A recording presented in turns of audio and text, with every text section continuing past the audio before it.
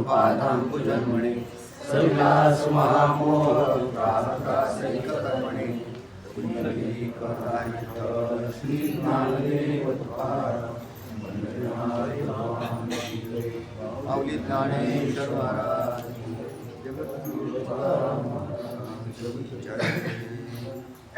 सांगता का तुम्ही कोणता श्लोक जाता?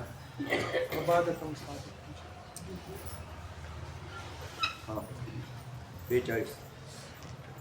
अबाधकं साधकं द्वैत असताना अद्वैत साक्षात्कार कसा होईल अशी शंका घेऊन सांगतायत की द्वैत असताना म्हणजे आपण सगळे जगताना कुठे द्वैतात जगतो, मग अद्वैताचा साक्षात्कार कसा होईल काय सांगतायत? चला.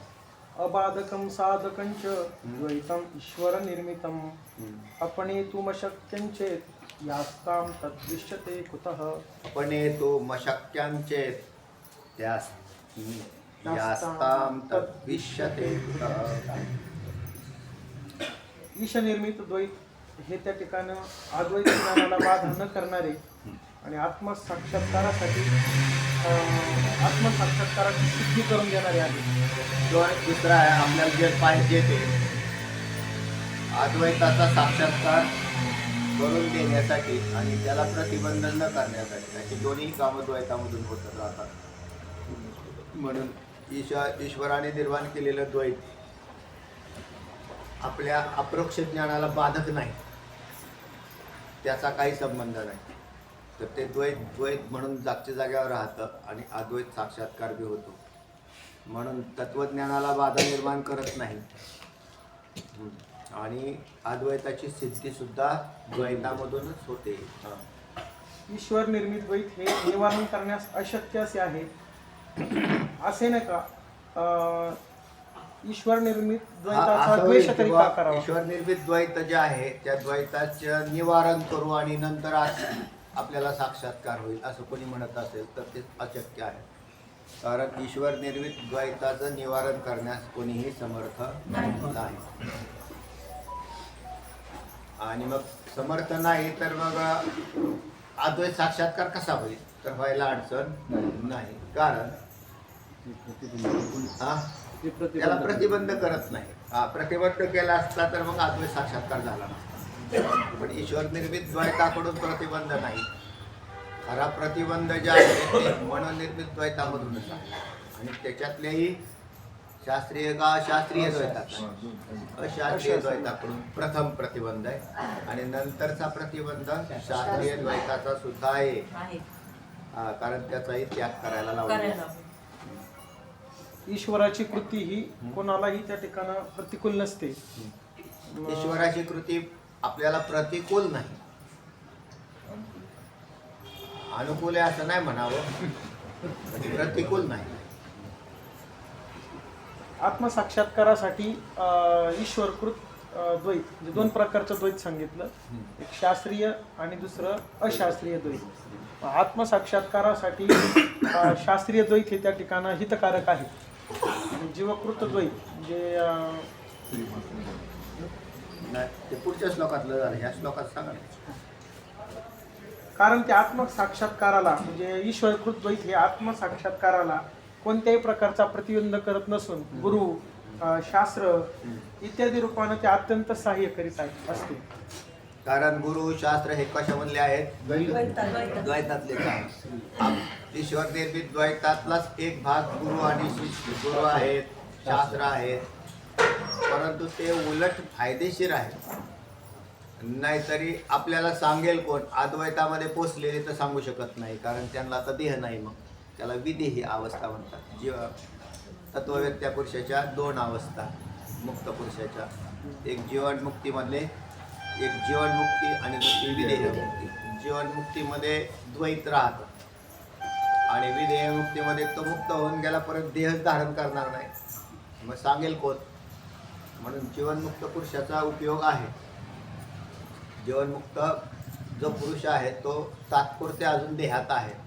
एकदा त्याचा देह पडल्यावरती तो पुन्हा जन्माला येणार नाही. म्हणून त्या द्वैताचा फायदा करून घेता येईल. आणि जीवनमुक्त पुरुषाचं जगणं म्हणजेच तेच सद्गुरू आहेत, दुसरे नाही. कारण मुक्त होऊन गेले, स्वतः मुक्त झाले आणि दुसऱ्याला मुक्त करण्याची क्षमता आहे, फक्त मुक्त होणारा पाहिजे. दुसरं आहे शास्त्र. शास्त्राचाही विनियोग आहे, उपयोग आहे. जरी द्वैतापासूनच झाली, अक्षरं दिसायला अक्षरं दिसतात.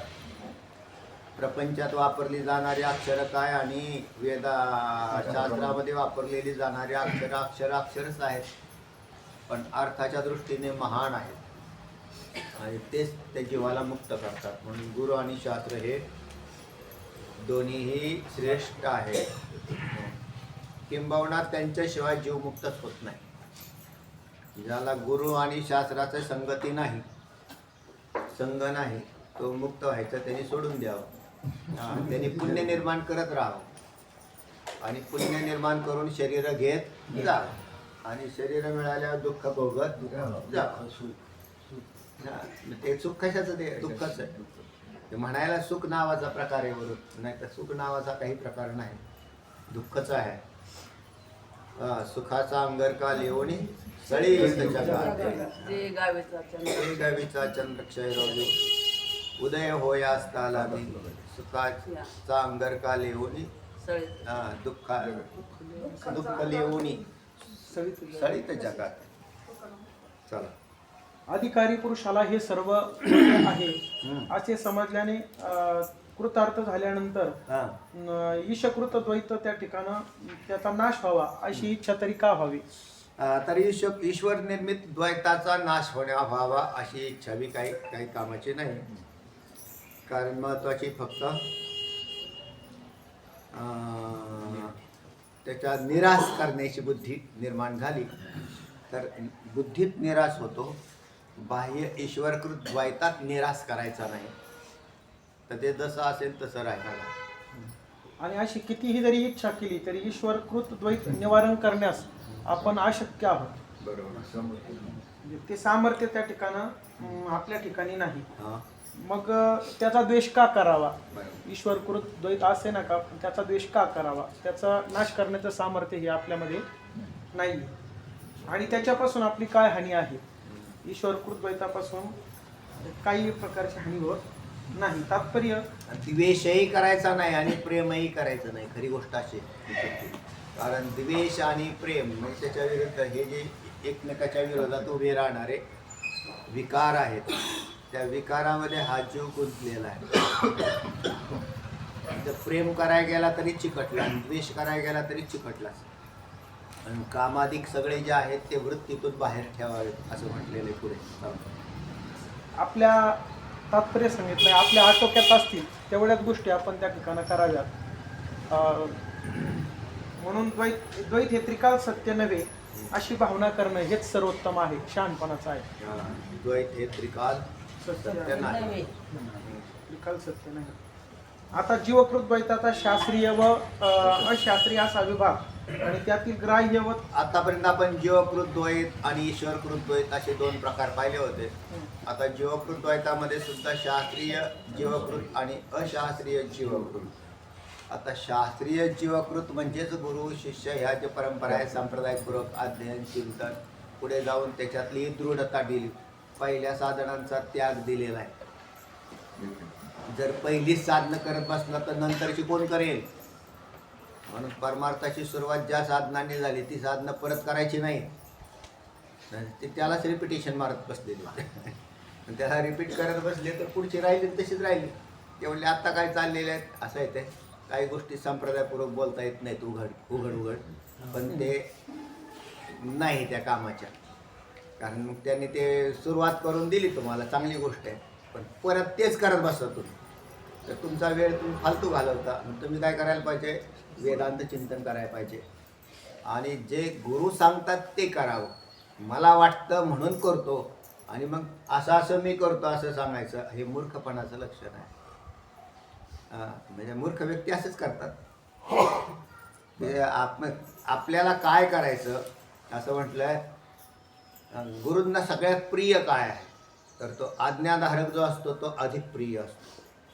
जो आज्ञा पाळतो आणि आज्ञा पाळत नसेल तो सोडून द्यावा त्याला, तो म्हणजे त्याचा आपला काही संबंध नाही. गुरूंना काही बाह्य पदार्थ प्रिय नाहीत, कपडा लत्ता प्रिय नाही, किंवा अन्य काय देतात हे प्रिय नाही. मग प्रिय काय आहे? आज्ञाधारकता. आणि त्यांच्या आज्ञेत राहिला तर त्याचं कल्याण होतं, अन्यथा कल्याण व्हायला कठीण आहे. तर चला, पण असं जर झालं तर त्याला मुक्त व्हायला काय अडचण नाही. पण एक शास्त्रीय द्वैत आणि अशास्त्रीय. आता अशास्त्रीय ते तर माहिती, धनदारा पुत्रजन यांचा तर पहिल्यांदाच त्याग सांगितला. पण अशास्त्रीय द्वैताचाच त्याग करत नाही तर शास्त्रीय द्वैताचा त्याग करा असं म्हणण्याचा काही विषयच नाही राहिला. म्हणजे याच्यातून अजून बाहेरच पडलेले नाहीत. म्हणून पहिल्यांदा अशास्त्रीय द्वैताचा म्हणजे धन दारा पुत्र यांच्या आसक्तीचा पूर्णतः त्याग वृत्तीत झाल्यावर मग शास्त्रचिंतनाला लागला तर शास्त्रीय द्वैत स्वीकारलं, त्यागलं नाही. आणि नंतर एका पूर्ण अवस्थेमध्ये त्याचा त्याग केलेला असतो. चला, जीवद्वैतम तु शास्त्रीय मशास्त्रीयमिति द्विधा उपादित शास्त्रीय मातत्वस्यावबोधनात्. द्वैत हे दोन प्रकारचं सांगितलंय. मातत्वस्यावबोधनात्. जीवकृत द्वैत हे दोन प्रकारचं सांगितलं. एक शास्त्रीय द्वैत आणि दुसरं अशास्त्रीय द्वैत. शास्त्रीय द्वैत हे त्या ठिकाणी मोक्षाला कारण आहे आणि अशास्त्रीय द्वैत हे बंधाला कारण आहे. मोक्षाला कारण आहे. शास्त्रीय द्वैताने चांगली गोष्ट आहे म्हणून पुढे जाऊन श्लोक सांगितलाय. असुप्ते अमृतम कालम नयेत वेदांत चिंतया. आचार्य शंकराचार्य सांगतात तसं. तर शास्त्रीय द्वैतामध्ये राहिलं तर चांगलीच गोष्ट आहे. जोपर्यंत आत्मज्ञान होत नाही, ब्रह्मसाक्षात्कार होत नाही, तोपर्यंत त्या व्यक्तीने शास्त्रीय द्वैतात राहावं. पण ते शास्त्रीय द्वैत तरी कोणतं? गुरु कोणतं?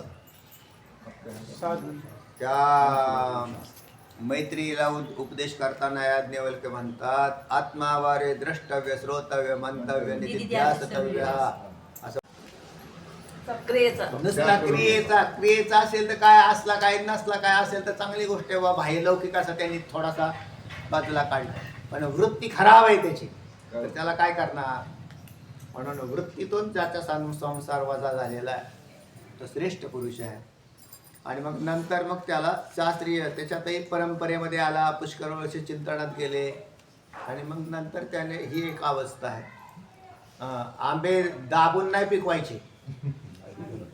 दाबून पिकवाय जाताल तर ते बिलबिले होऊन नासून जाते, तर सहज अवस्थेमध्ये जातात. आणि हे शास्त्राचं वैशिष्ट्यच आहे की त्याला सहज अवस्थेत शास्त्रच नेत कोणाला. कारण शेवटी असं आहे ना हो, जे प्रक्रियेमध्ये आलेले ते पुढे जाणारच आहे.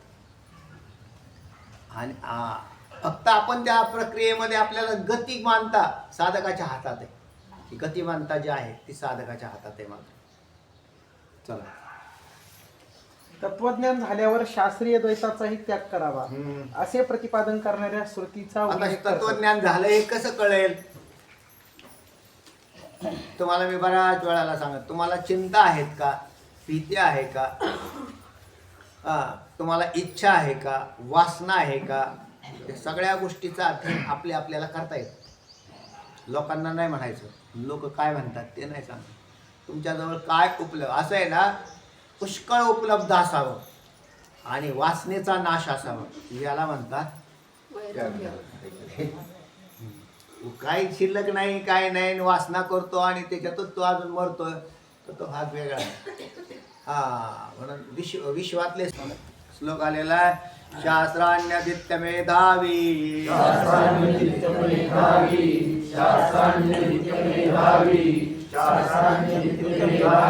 अभ्यस्य च पुनः पुनः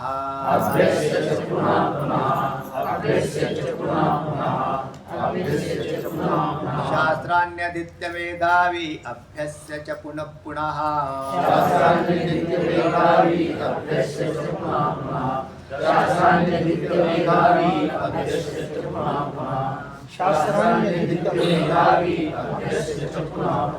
पुन्हा पुन्हा नाही, पुन्हा पुन्हा पुन्हा पुन्हा असं म्हणायचं. परमं ब्रह्म विज्ञाय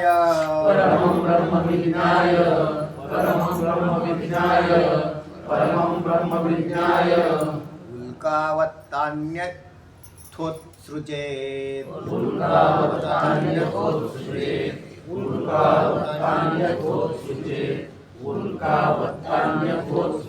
परमं ब्रह्म विज्ञाय उल्कावत्तान्यथोत्सृजेत्